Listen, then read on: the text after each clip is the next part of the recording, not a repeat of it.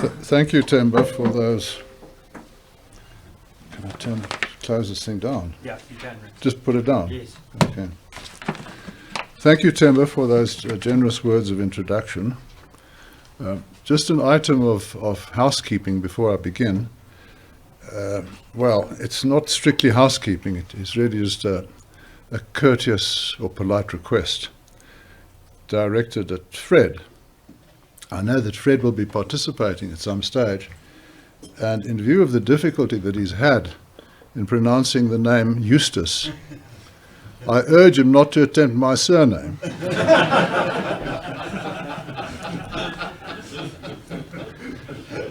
I begin with a subversion, and the subversion is this: there is no good law. I say that as a lawyer. There is only necessary law, which is the law that has a social utility. Now one would say, well, that sounds well and good so far as it goes.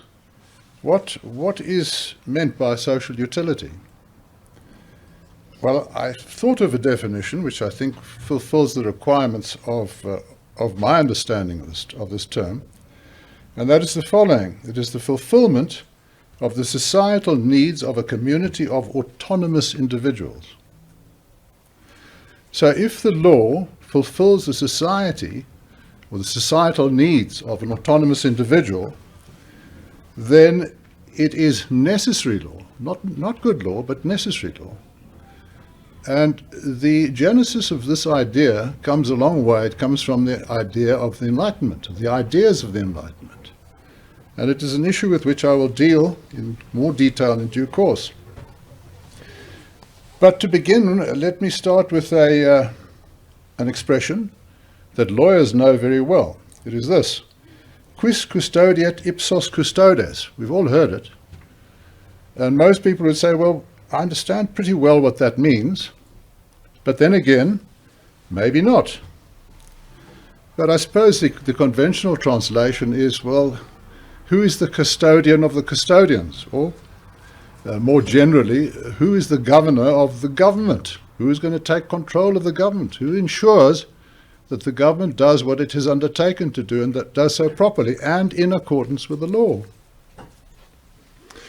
One would think that an expression of this kind originated in Roman times, and that the author would have been a Roman jurist. But no.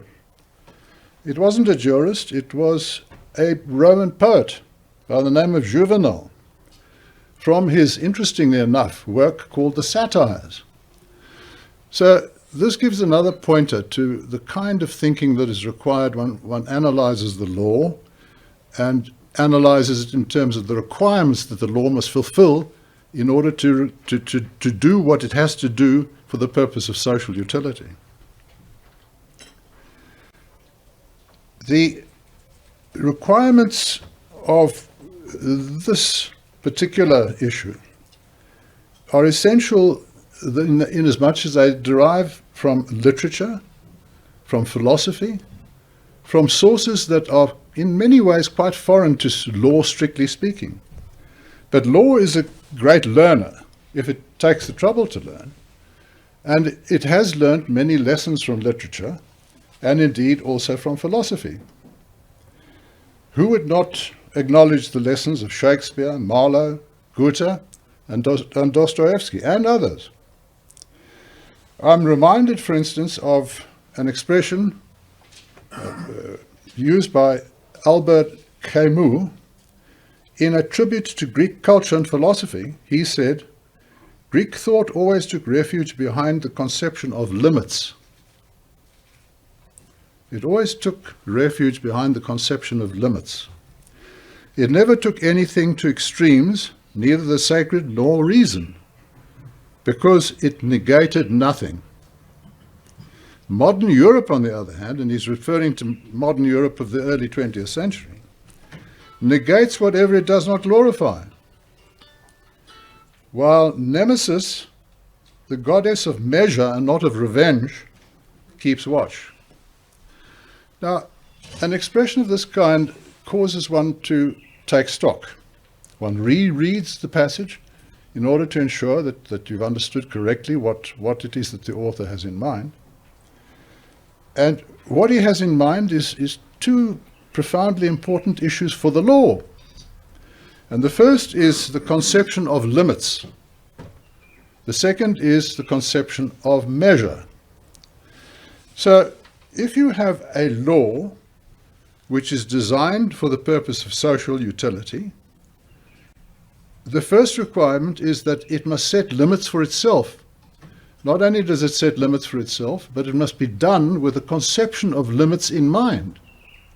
It must understand, the lawmaker must understand the limitations of the lawmaker's powers. And this is done by measuring different issues. So measure and limits are critically important to the understanding, the proper understanding of the law. Now, I'm going to be dealing in far greater detail at the appropriate stage with the rule of law. The topic for discussion today is the property rights in South Africa and how these are impacted by the law and how the law impacts upon property rights. Much of the debate that we have heard so far has centered around the issue of the Constitution. Section 25 of the Constitution. It has been debated over and over again, and essentially the debate has come down to this: does the Constitutional Court's interpretation of that section of the Constitution amount to a blank check, in a way, for the legislature to pass laws that would enable the expropriation of property without compensation? I'm going to deal quite briefly in due course with that particular judgment, because it has been roundly criticized in various writings and with justification, I think quite vehemently criticized. But my real issue is not even so much with whether that judgment was right or wrong in its conclusions, but with whether the approach of the South African law and South African lawyers in particular is appropriate to the circumstances in which we find ourselves. And that really amounts to a form of ignorance, either by design or through deliberation, of the issue of the rule of law. Now, the rule of law is an integral part of the legal structure of South Africa. It is made so as one of the foundational principles of the Constitution, but even without that, the rule of law would have been a foundational principle within the South African legal dispensation. The rule of law requires no act of Parliament in order to get it into effect. The rule of law brings itself into effect in any civilized society. And the rule of law cannot be denied in any civilized society. So it can't be denied by legislative fiat, for instance. If Parliament were to pass an act to say that the rule of law no longer applies in South Africa, it is theoretically possible that such a law might be passed. Well, it would have no effect, because the rule of law is an integral part of any civilized system of law. It requires no legislative approval in order to bring it into existence. Now that brings me to another quote from Camus, and this is from an essay which is called The Return to Tipasa, which is a province of northern Algeria. In an allusion to the loss of youthful innocence, which brings about a harsh reality, he writes, "Originally innocent without knowing it, we were now guilty without meaning to be." Once again, it's an expression that he uses with good effect. It's a resounding expression, and it makes one take stock. It causes one to take stock, as all literature does, as it should. Well, what does this mean? It's simple enough to understand that at the origin of man, at the youthful point, innocence comes without knowing it. But how does guilt come without meaning to be? The answer to that is that the law can make guilt even where the individual doesn't mean to be. Temba said something about not meaning to kill, and yet the killing has happened. Well, yes, But everybody would know that killing is something that is unlawful. It's illegal. It's a crime. But there are so many laws now in South Africa and elsewhere around the world on the statute book upon which each individual has an obligation to respond. And each individual is bound to comply with those laws. And yet, the ignorance of the law is now at such a level, because there's so much law, that it is impossible to keep track. Those of you who have encountered some of my ruminations in the past will be familiar with my reference to the United States Federal Tax Code. Now, the Federal Tax Code has been in existence since whenever the federal government took on the responsibility of taxation of the broader public, which it didn't originally have. That was a power that was reserved to the individual states, but now it has been extended to the federal government.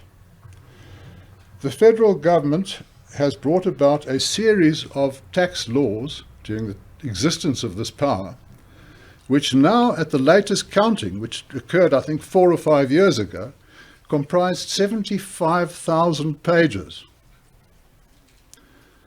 Now, reflect on that for a moment. Every single taxpayer is bound to comply with the federal tax laws.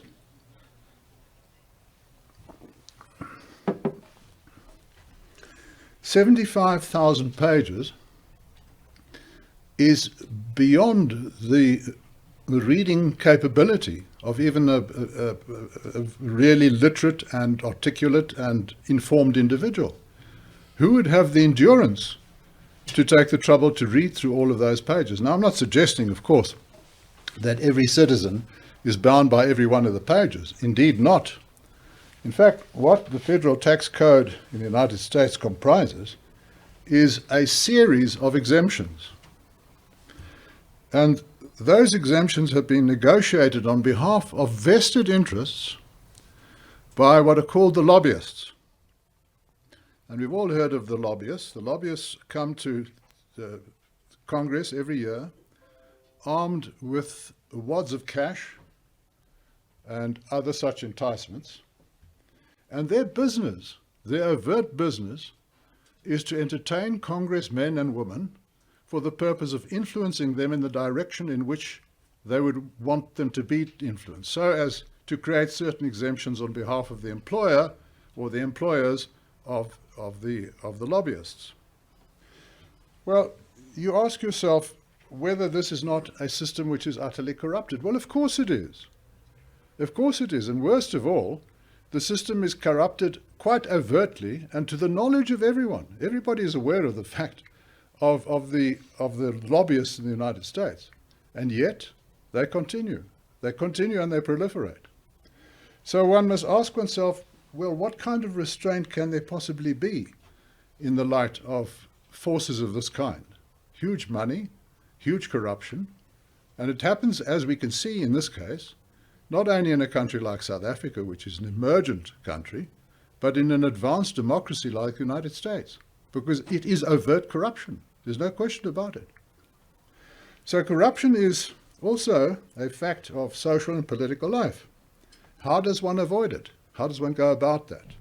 How do you ensure that the laws that are passed are the laws that are required for the societal needs of a community of autonomous individuals?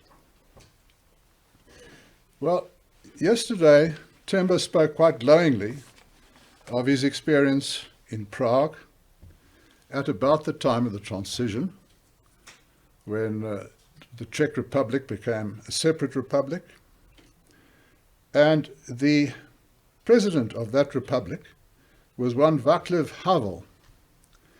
He was said to be a politician because that's nominally the position that he occupied, but I suspect that he was a reluctant politician because he was really a philosopher and a playwright. That was his background. And he was the person who brought that kind of wisdom to the office of president of the republic. He warned against the danger of vanity in others and in oneself. And on receipt of the Open Society Prize at the Central European University in Budapest in 1999, he spoke with grace about his vision of an open society. There should, he said, be a modest certainty about the meaning of things, gratitude for the gift of life, and courage to take responsibility for it, fortified by a vigilance of spirit. Well, once again, such eloquence is not easily encountered in the political realm, and certainly not in the political realm in South Africa. And it is a great shame that people of that kind are shunted aside, are ignored, and that their ideas are not taken more seriously. Because, as Themba said yesterday, the Czech Republic became a glowing example of a successful transition from a failed autocratic environment into a successful democracy. And these transitions can be accomplished within a relatively small period of time. It has been said in South Africa that 25 years is not nearly enough. Well, apparently not. But in other cases, 25 years would have been more than enough time. And we must ask ourselves, what is going wrong? There surely is a variety of different things that do go wrong and that have gone wrong. Well, there are two sources of the law that could conceivably correct this issue. And the first is the Constitution, which I've already dealt with briefly, and the second is the rule of law, which unfortunately is significantly ignored in our jurisprudence. And I think that that is a very great shame, and the rule of law could do much to correct what has already gone wrong, and it would have done much to have avoided the things that have gone wrong. The source of the rule of law is quite ancient. It's at least 4,000 years old and maybe even older than that. So there is no single source, there's a variety of different sources. And the rule of law is inherent, as I've said, inherent in any civilized system of law, any civilized system of democracy. There's also a philosophical conception or philosophical dimension to this evaluation. And that philosophical dimension, I think, came predominantly, if not almost exclusively, from the Enlightenment. The Enlightenment was an 18th century phenomenon in Europe. It was a Eurocentric phenomenon. And it really involved the rebirth of an intellectualism which had been absent since Greek and Roman times, and which had almost all but disappeared during the Dark Ages. On the other hand, we have the juridical conception, which, as I've said, is the rule of law. But the rule of law is not the law. It is not the given law. And this is a mistake that people often make in interpreting or comprehending the rule of law. Lawyers themselves make this mistake. They're inclined to think that the rule of law is rule by law. It's not.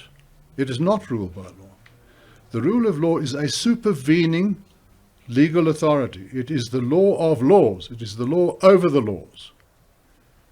And in a sense, it is the law to which all law has to be subjected. It has to be scrutinized in terms of the rule of law. And in order for the law to be legitimate, I'm talking about man-made law, I'm talking about statutory law. For any of that law to be legitimate, it must first have passed muster under the scrutiny of the rule of law. And if it is able to do so, then the law is legitimate. Conversely, if the law is unable to do so, if it doesn't pass the test of legitimacy under the rule of law, then it is illegitimate. The law itself can be unlawful. Now that's an important conception to keep in mind, that laws that are made by Parliament do not become lawful merely because they've been passed by the appropriate authority. The law must have been passed by the appropriate authority in the appropriate way and subject to the essential limits, to the limits of which I've already alerted you. And if those limits are ignored, then of course the law can and very frequently is in violation of the rule of law, and the law becomes itself unlawful. Now, some of these things may sound to be a little abstruse or maybe even confusing. I don't know how many of you here were students of law at Wits University, more or less at the time when I was there, which was some time ago. In the late 60s, we had a Professor Harlow, and I dare say one or two individuals, and I know that Leon Lowe would certainly recall Professor Harlow, because he was something of a terror. He was a terror of the students at a time when professors were entitled to be such. Now, of course, professors have no such entitlement, and in fact, if anybody is being terrorized, it's the professors by the students. Professor Harlow said this, and it was perhaps the most important takeaway that I took from my LLB course. He said, law, and he was talking here, of course, not about statutory law, and one must distinguish. Statutory law is man-made laws made in Parliament. He is talking about the common law, the law that we've inherited, both from the rule of law, because of the immemorial process of the rule of law, and also, of course, from our common law sources, which is Roman Dutch. I'm talking about the South African environment. And what he said was that the law is nothing but common sense and good English. Well, I found that so disarmingly simple. I thought to myself, well, perhaps I could answer some of my more complicated legal questions in my final year with that response. It wouldn't have worked, I don't suppose. But it is important to bear this in mind, and in that context, to look then at the principle of private property. It is not the law that confers the right to private property, just as it does not confer liberty. Liberty and property rights are rights that derive from one's inherent liberty, one's inherent rights as a human being, as an individual. And it is part of the natural law. It is part of the awakening that occurred during the course of the Enlightenment, that these issues were elucidated. But they existed even before the Enlightenment. Before the Enlightenment occurred, and before writers like John Locke expressed himself in the very clear terms in which he did, there was an idea, a latent idea perhaps, but there was an idea, and not even so latent in earlier times, in Roman times, and certainly not in Greek times, that the individual was free and should be free to exercise himself in the way that is most appropriate to that person, and in the process to acquire whatever goods or benefits may accrue to him as a result of those efforts.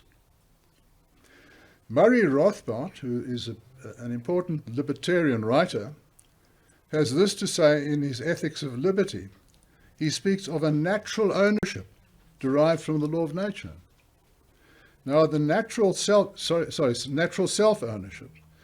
The natural self-ownership of which he talks involves the self-ownership which inevitably gives rise to a state of liberty, a state of freedom, and the self-ownership that comes from exercising the right of freedom, because the right of liberty is, of course, a vacant right, unless it has certain consequences.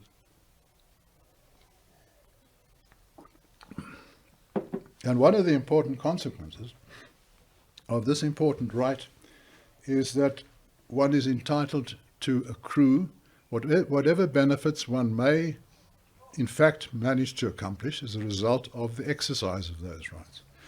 So if you exercise your rights as a free individual to be a lumberjack, then of course the fruits of your labor must accrue to you. Likewise, if you exercise the fruits of your labor as an entrepreneur and you're spectacularly successful in the process, then of course you should be entitled to retain that for your sole benefit. And nobody has any right to interfere with those property rights, because it is a right that attaches to your person. It is a right that is an inherent part of your liberty as an individual. The modern genesis of the concept of private property is, as I've said, the Enlightenment. And some of the predominant thinkers of the time were Immanuel Kant, Thomas Hobbes, John Locke, Jean-Jacques Rousseau, and significantly Adam Smith.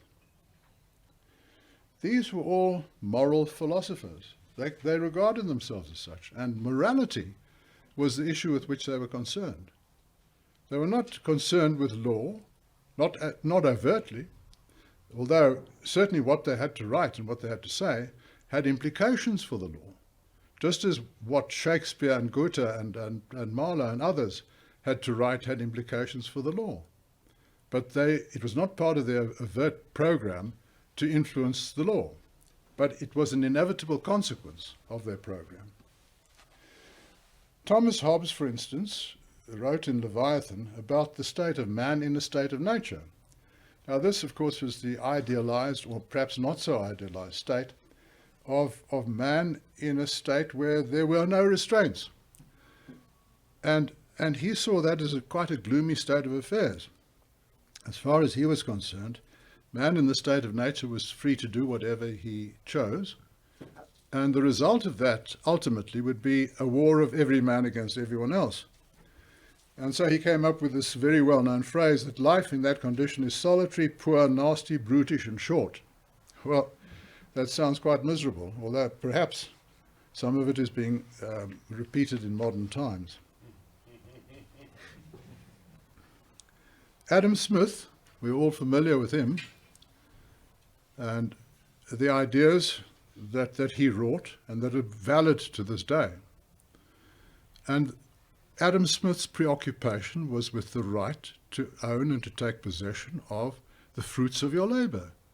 And being selfish in that regard, in fact, had a beneficial effect upon society at large, as we all know, as a result of his conception of the invisible hand that is operating all the time in every free society, whereby, irrespective of whether one has the intention or not, the result of your effort will benefit somebody else, inadvertently, but there will be a benefit as a result of your effort.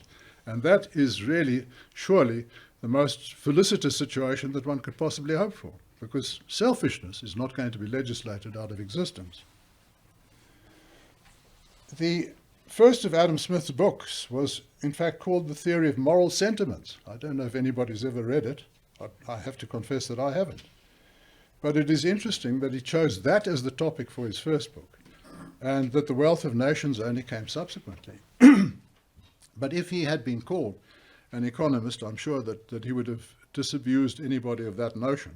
And in fact, there would not at the time have been even a conception of an activity known as economics. John Locke, in his two treatises of government, spoke of life, liberty, and property. Those three items were conjoined. Life, conjoined to liberty, conjoined to property. These are inevitable consequences of a person living in a state of freedom. And wherever freedom is acknowledged as a fundamental right, as it is indeed in South Africa, in the Constitution itself proclaims liberty or freedom, individual freedom, to be one of the foundational rights of every individual. Well, the consequence of that, according to John Locke and many other philosophers, is that liberty goes with the concept of property. Property and liberty are indistinguishable from one another, and the one is dependent upon the other.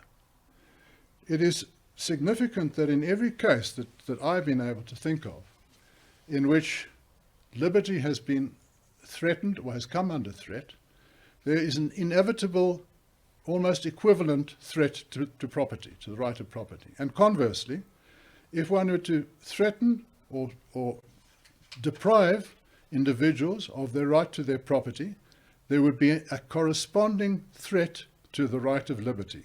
The two go hand in hand. This is an inescapable conclusion. So any threat to private property in South Africa as a result of expropriation without compensation is a threat to your individual liberty. That is how it must be seen. The Enlightenment, it must be said, was a reaction against the tyranny of the feudal system. Now, the important thing about the feudal system we must bear in mind is that property rights were excluded for the vast majority of people, with the exception, of course, of the aristocracy and the the regal authority. But beyond that, there were no property rights. In fact, the serfs were nothing other than indentured labourers. And they, in effect, were committed body and soul to the lord of the manor, at whose beck and call they were there to perform the requirements of their masters. Well, the process that began with the Enlightenment and that unfolded with the ideas that came from the Enlightenment took hold as a result of that kind of abuse. Individual liberty was being abused. And these philosophers obviously perceived that there was a need to make redress. And the redress that they proposed was precisely in the nature of what John Locke said, that there should be liberty, life, liberty, and property. The three go together. Now, I want to turn briefly to an examination of the rule of law, because these go together for the purpose of this discussion, and I think for other purposes as well. Some people tend to think of the origin of the rule of law as being the Magna Carta in Britain in 1215. And it is relatively easy to see why that kind of error is made. It is an error, because the origin of the rule of law goes back far, far further than the Magna Carta. But what the nobles managed to negotiate with King John at the time, at Runnymede, was that the king would forego some of his kingly powers and authority over the nobles, over the nobility, but not over anyone else. And in fact, the Magna Carta is a significant event, as an event, because it shows a tendency to change a time-honoured and pernicious system. It was perhaps the first chink in the armour of that kind of regal authority where the king could do no wrong. Well, that is significant from that point of view, but certainly that is not the origin of the rule of law. In fact, the closest origin that I've been able to find excuse me, is with Hammurabi of Babylon in the year 1750 BC, almost 4,000 years ago. And this is what Hammurabi had inscribed on the preface to his famous law code. He proclaimed a law code in 1750, some of which is still in existence because it was inscribed on various tablets, and the law code was displayed in the city-state of Babylon so that people could take note of what the laws were. And there was nothing like 75,000 pages of law code, nothing of that order. This is how he expressed it. And then Anu and Bel, both gods, called by name me, Hammurabi, the exultant prince who feared God, to bring about the law of righteousness in the land. Now, I know those words by heart because I think they are so profoundly important. Because if you reflect upon the words, you get precisely the meaning of the rule of law. So let's just pause there for a moment. Hammurabi calls himself the exultant prince. Well, that's a rather conceited, one would say. And certainly in modern times you'd say that there's perhaps an untoward conceit involved there.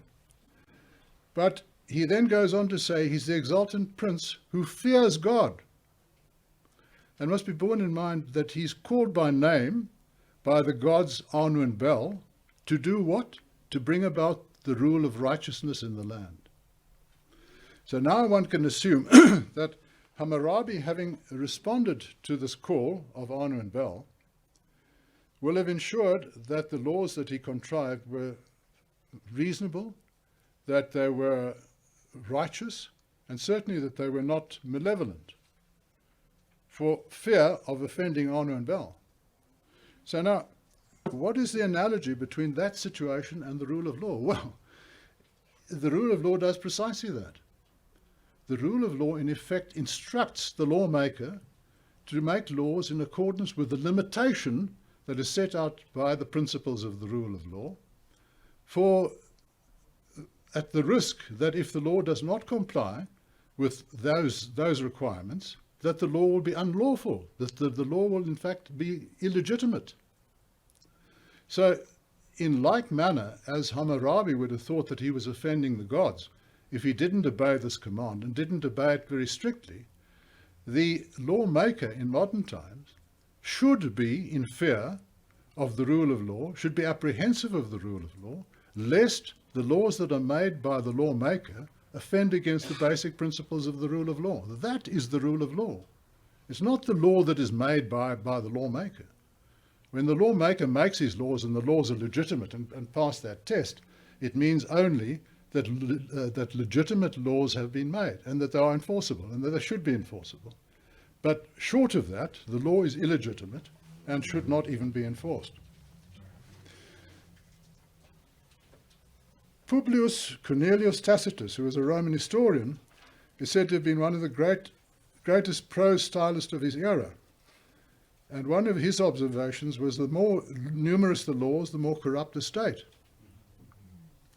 So that brings me back to the theme, which is a recurrent theme in my mind, that the legitimate lawmaker who is subject or subjected himself to the rule of law should make as few laws as are necessary for the purpose of the proper administration of the commonwealth, of the common benefit of the society, and no more.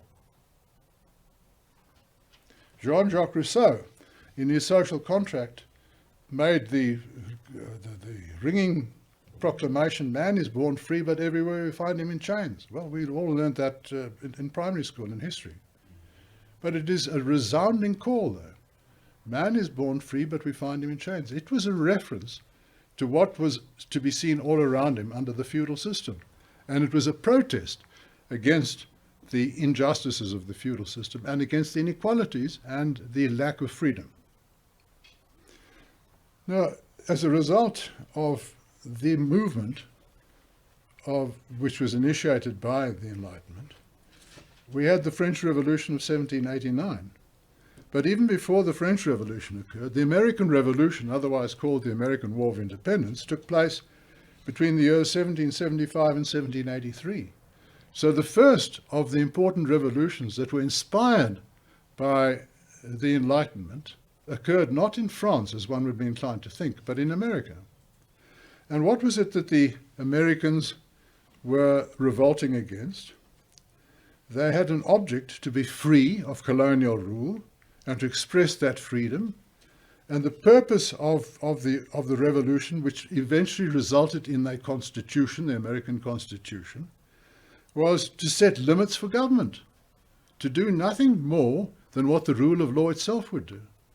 Because that is precisely what I've been describing to you. The rule of law describes the limits of government, and the Constitution does precisely the same thing.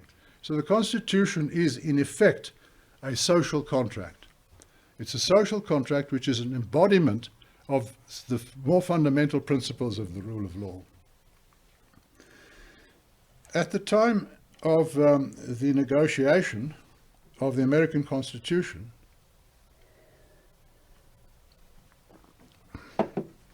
Ben Franklin, who was one of the leading lights of the whole process, emerged from the negotiating session, and he was approached by an anxious-looking woman who came up to him and said, "Mr. Franklin, what kind of constitution have you bequeathed to us?"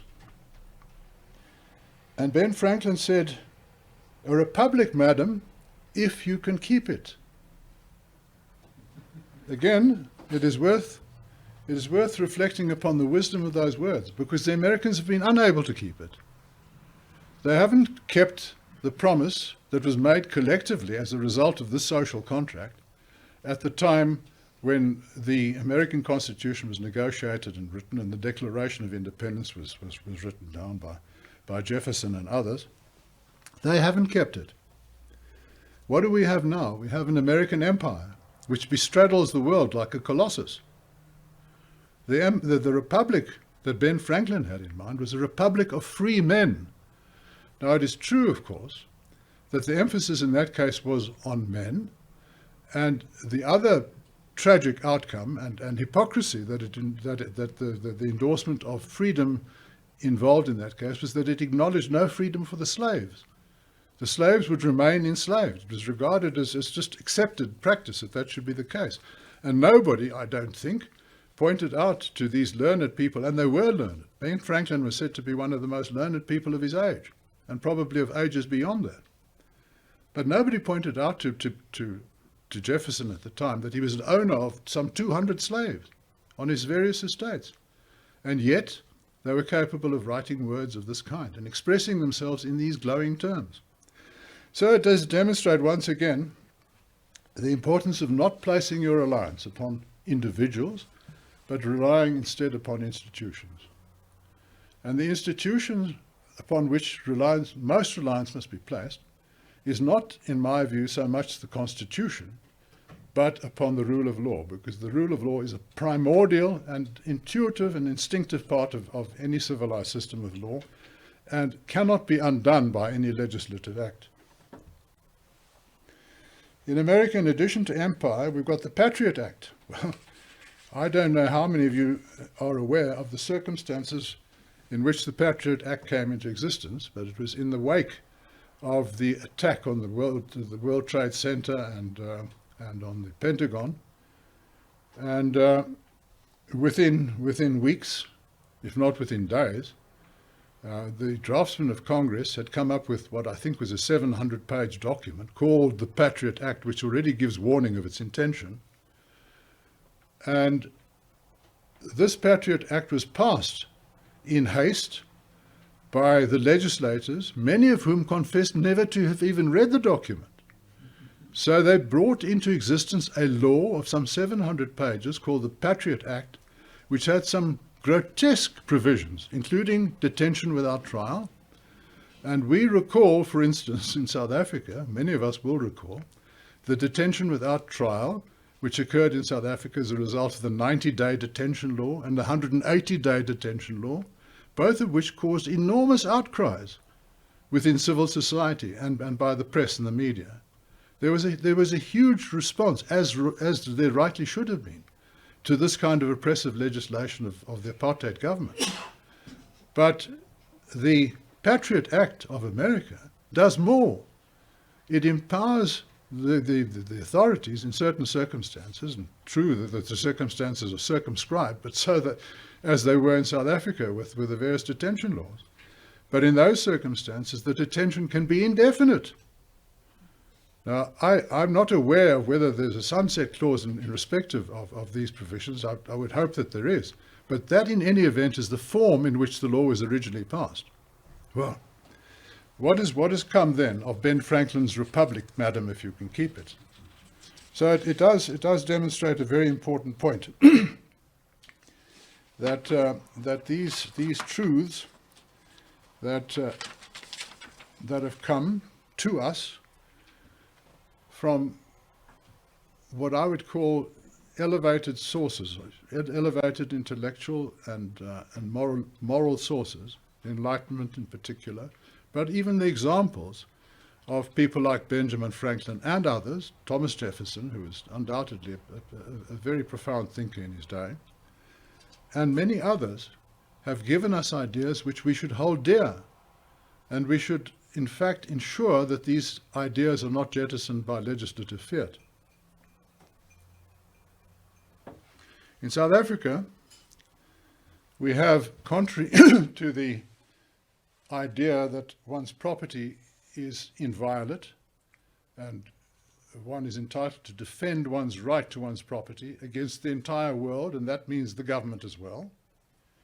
But we have, for instance, Abraham Patel, who is a pretty influential communist member of the South African cabinet, who has recently again repeated his proposal on the requirement for retirement funds to have a legislative program with which they have to comply in respect of prescribed assets. Now that simply means that the investment money which is entrusted to the retirement funds by the trusting individuals who hope in 15 or 20 or 30 years' time to be paid out a handsome dividend on retirement, that some of those funds will be channeled into government non-performing obligations. Non-performing obligations such as, for instance, Eskom, such as, for instance, the South African Airways, such as, for instance, Denel and others. I mean, the list is too long to mention. But this is the surreptitious device that is being contrived by the South African government in order, in effect, to purloin the savings of innocent and hard-working individuals who, in good faith, have put their money to work, or thought they were putting their money to work, in this productive fashion, and who suddenly discover, or may discover if the law goes through, that that much of the money has been abused in this fashion. We have, and there have been talks about this, so I'm not going to dwell upon it, proliferation of discretionary authority. And that discretionary authority involves a situation in which people's individual liberty, and with liberty goes property, one must always remember that the two are conjoined, individual liberty is under threat to the kind of executive order, fiat order, that may be made by any member of the cabinet or any variety of different members of the cabinet, or even their subordinates, which can have devastating effect upon the ability to conduct a business, to continue to conduct the business that you have already built up, and to enter into the kind of enterprise which you would voluntarily want to do. But no, you have to jump through the hoops. And these hoops are created willy-nilly by way of regulatory discretion at the whim of some minor official. Well, that is a violation of elementary principles of the rule of law. The extension of discretionary power in this way is a violation of the rule of law. And those laws which make provision for this kind of discretionary authority are unlawful. They are unlawful because they fail to comply with one of our foundational principles of law in South Africa, which is the rule of law. Ronald Lamola, who is said to be a leading light within the party, and I only mention these things because they are relevant to the issue on discussion. It's not for the purpose of lambasting the ANC, although they certainly deserve to be lambasted on occasion.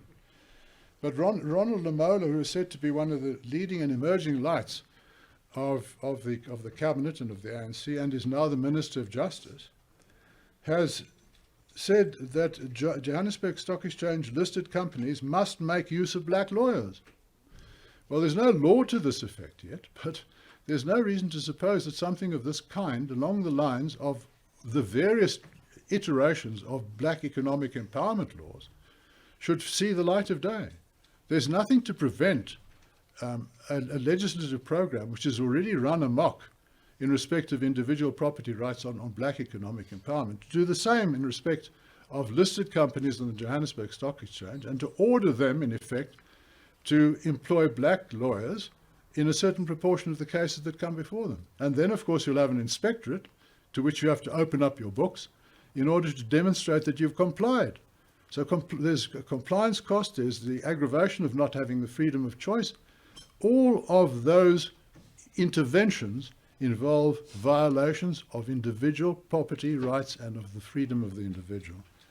And although it hasn't yet seen the light of day, it does give one some indication of the kind of thinking that is foundational to the situation in which we find ourselves in South Africa. These proposals all have about them the character of a command. I suspect that Lamola's proposal was made as a kind of fishing expedition. Basically what he was saying, I suspect, was Johannesburg Stock Exchange companies, we are watching you. We are keeping an eye on the extent to which we employ black lawyers. And if you fail to comply to the extent to which we would want you to comply, then we will make the necessary adjustments to the laws. The ANC has declared that it requires judges who will advance judicial activism for social transformation to be appointed to the bench.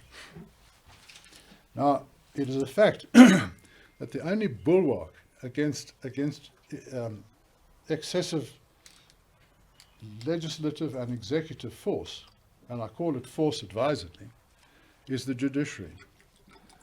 Absent a trust in the judiciary, absent a judiciary that can be trusted, that is worthy of one's trust, there can be no possibility of security in respect of one's individual freedom and also of the consequent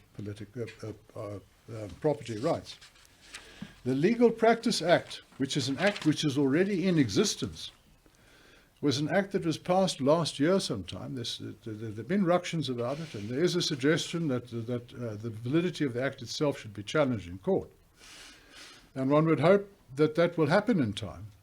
But the effect of the act is to abolish the bar councils and the law societies, which previously had been voluntary organizations, which had voluntarily been set up by these professionals in their own self-interest in order to protect the interests of the particular professions. The law society in the case of the attorneys, and the bar councils in the case of the advocates.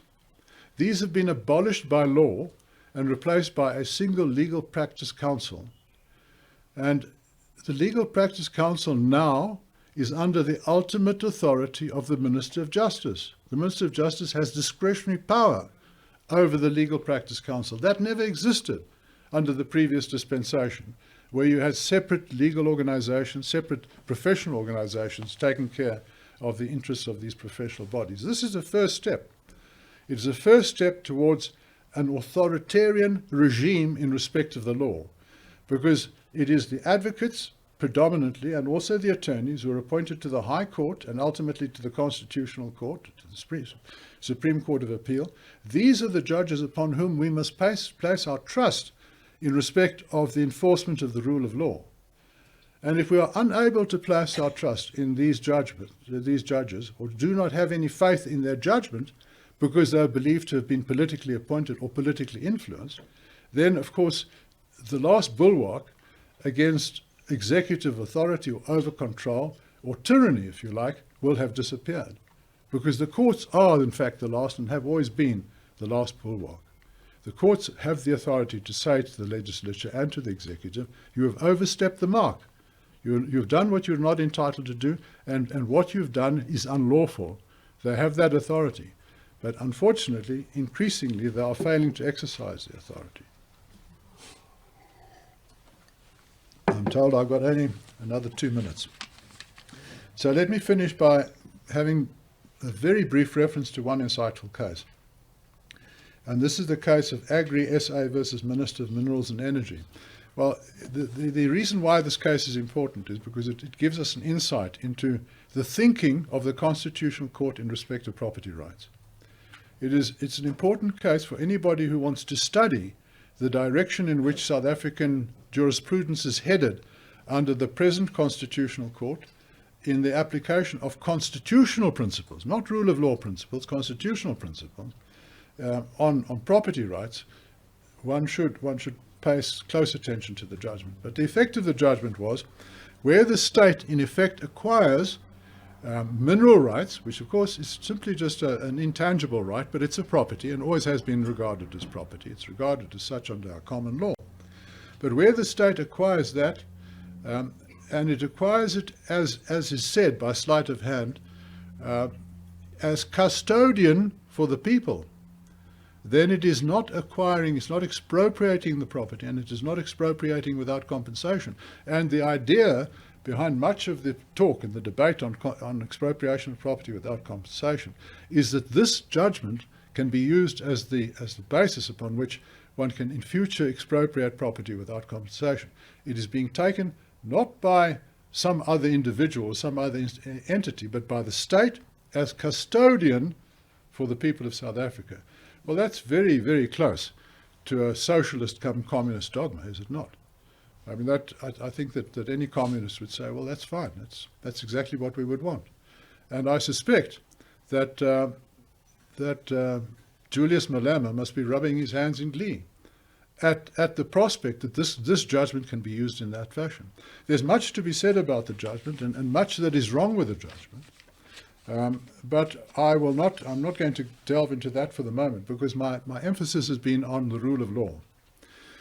Unfortunately, the judgment did not turn, it didn't even touch upon the violations of the rule of law that were involved here, and I don't blame the court necessarily for that, because I suspect that the court was not guided in argument by counsel, who I think should have found it incumbent upon themselves to also evaluate the rule of law violations that were taking place here.